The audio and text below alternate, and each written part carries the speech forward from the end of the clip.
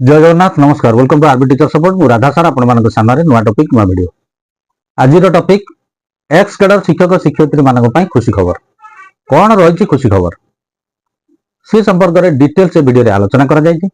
Video को शेष पर्यंत देखंतु। चैनल सब्सक्राइब करनथिले सब्सक्राइब करी नोटिफिकेशन बेल ऑन करंतु जहा फल रे जेते बेले चैनल रे अपडेट वीडियो आसीबो प्रथमे नोटिफिकेशन ने आपनको सूचना मिल जिवो। वीडियो भल लागिले लाइक और शेयर करिया पई भूलिबे ना। एक्स कैडर शिक्षक शिक्षयित्री मानकर समस्या अनेक रही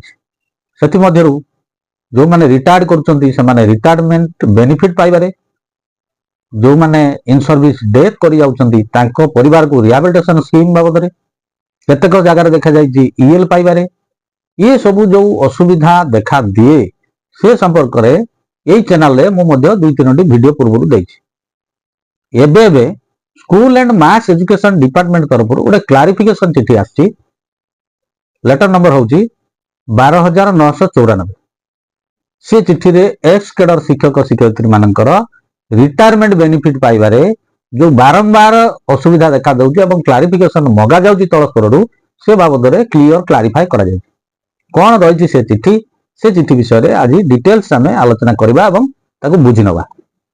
आसंतु से चिठी को आलोचना करवा। Government of Odisha department of school and mass education letter number हूँ 12,994 डेट हूँ 7/5/2025 चिठी कले Shri Manoj Kumar Padhi special secretary to government चिठी करागला to the director elementary education Odisha Bhubaneswar subject रहा extension of gratuity and other benefits in favour of level 5 assistant teacher ex cadre level 5 assistant teacher ex cadre मानकर gratuity एवं other benefits संपर्क में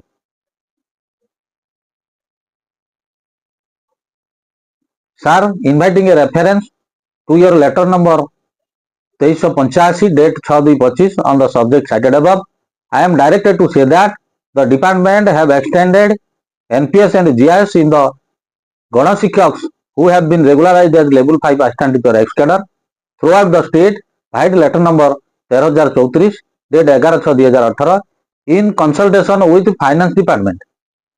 आपनका चिठी अनुसार अवगत करा जाउछि कि फाइनान्स डिपार्टमेंट सहित कंसल्टेशन पर लेटर नंबर 13,034 डेट 11/6/2018 सूचित करा जायछि level 5 assistant teacher ex cadre मानकर एनपीएस एवं जीआईएस अंतर्भुक्त करा दिबो।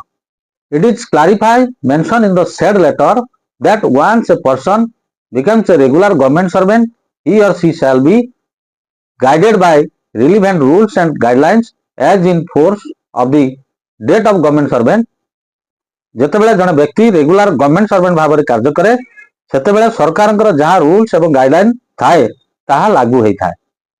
एज द गण शिक्षक have been regularised to level 5 assistant teacher ex cadre the benefits as applicable to a regular employee of the state government may be extended to them except promotion जेतेबेले गण शिक्षक माननकु regular करा गला level 5 assistant teacher ex cadre हिसाब रे सेमानंकु मध्य अन्य राज्य सरकारी कर्मचारी भली प्रमोशन को छाड़ी अन्य समस्त सरकारी सुविधा मिलिबो।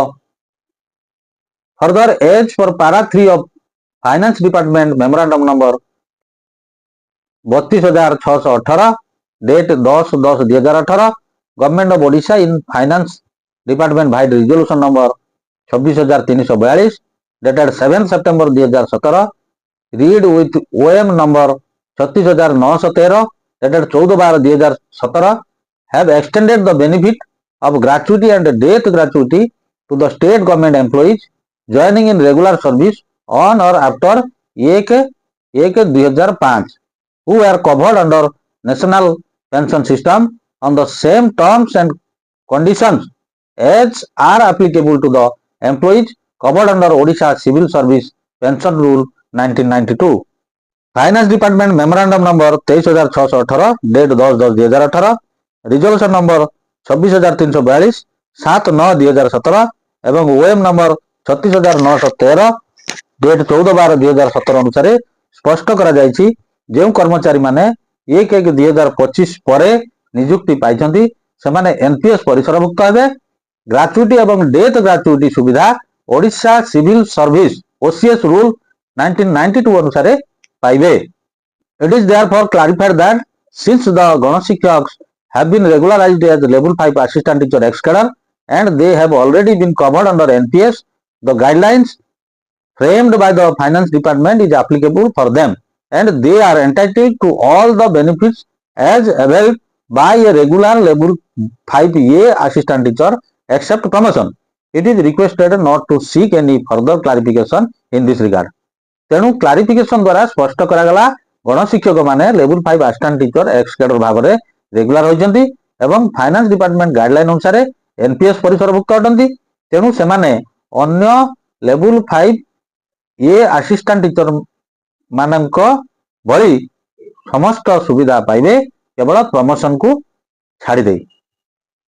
आपण मानकू निर्देश दिया गला बारंबार ए संपर्क रे क्लारिफिकेशन मागिबार आवश्यकता नाही। ए चिठी स्पष्ट होला level 5 assistant teacher ex cadre माने प्रमोशन को छाड़ी अन्य समस्त सरकारी सुविधा लेवल 5 ए असिस्टेंट टीचर माने पाउछंती।